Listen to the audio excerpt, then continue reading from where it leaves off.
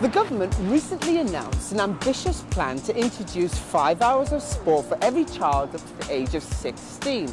As a former athlete, I think that is great news. But I am concerned whether competitive sport suits everyone. No, I didn't really enjoy sports, to be honest. I can remember trying to get out of it wherever possible. The sports that were provided by the school wasn't really good. It was always the same, really, wasn't it? Always football or netball for girls. It's boring.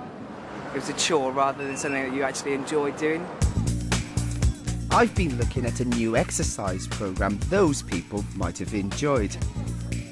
The children at my old primary school in Cardiff certainly loved this system devised by David Marshall, the body doctor. Could I persuade the government to try something like this?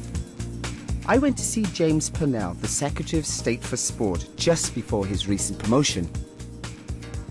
All schools should be doing competitive sport, and that's partly about having competitions between schools.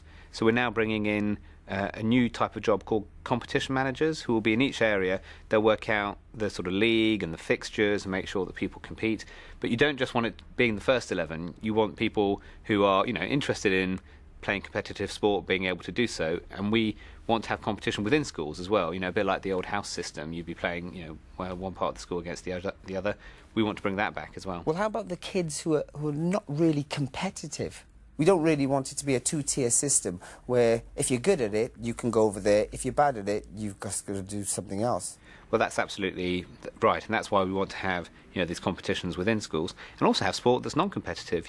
Let's look at things which people want to do. So for each individual, see if they're interested in competitive sports. If not, there's yoga, there's dancing, there's gym, there's all sorts of sports now which are really, really popular and which keep people active and healthy. But have we got the right programme in schools? I still think there's a risk of a two-tier system for sporty and non-sporty kids. That's why a non-competitive system like the Bodydoctors could be so useful. It works for every child, regardless of ability. By using the twisting, flexing and crawling moves we first make as babies, it's great for keeping them fit. Imagine you're a puppy. Dad just came home with a big juicy bag of bones. You'd be a happy puppy and you would wag your tail. So all I want you to do is... I've tried the Bodydoctors programme myself and I really think it's great. Side, round, round. Comedian Russell Brand has also used the Bodydoctors workout. Me, when I was at school, right, if you didn't like football, you might as well not go to school at all. And if you're no good at football, which I wasn't, school was just a nightmare, and you don't want to be fat, which is why I was a chubby little child. And like football, if like the ball came towards me, I just thought, oh no, here's that thing that the bigger boys want. Get it away, get it away. But like, if David Marshall had been around there for, go on, wag your tail, lay your back, wag your tail, all them techniques, that's all right. Even for chubby little kids that don't like other sports, that's good. Plus the super fit, good at football kids can do it as well. If I'd been doing that, I could have probably become a successful womaniser from perhaps the age of 12.